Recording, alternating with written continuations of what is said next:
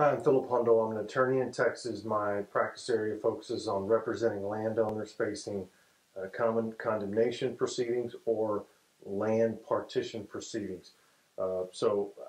Because I've seen a surge in land partition proceedings with a desire for co-owners to partition out their undivided interest, I'm going to focus on this discussion on partitions. And so we're going to go through a series of all the different steps in a partition case. So let's start out with the first step, a partition by agreement. Always probably the preferred scenario if possible, depending on the number of co-owners. Obviously, typically when there's fewer co-owners, it's more probable for an agreement to be reached.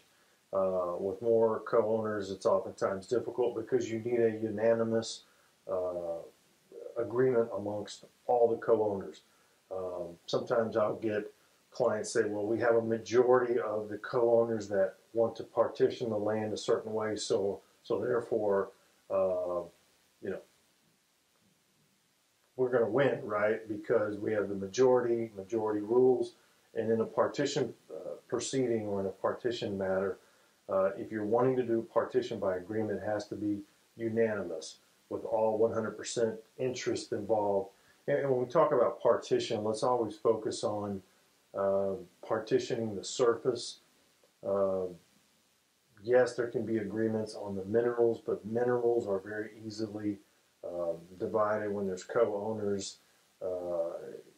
That's done all the time with oil companies and oil and gas leases, that undivided interest in minerals are leased up. So when we're talking about partitions, we're just talking about the surface.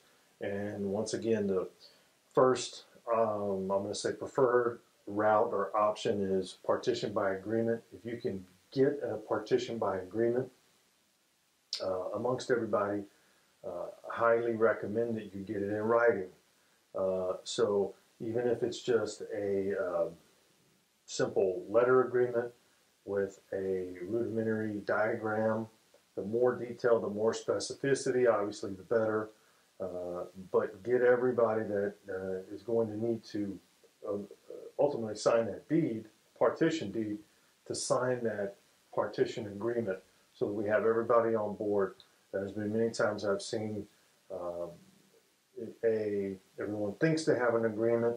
There's not an agreement in writing, and someone goes out and hires a survey to survey out the proposed or intended partition, and then the survey, isn't used because there's not a 100% agreement. So if you can get an agreement in place, that's great.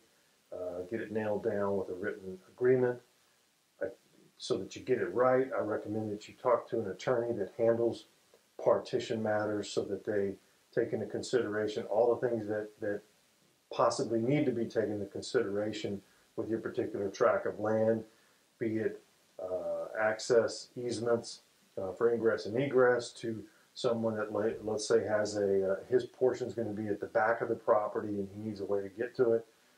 Just take into consideration all those things in your partition agreement.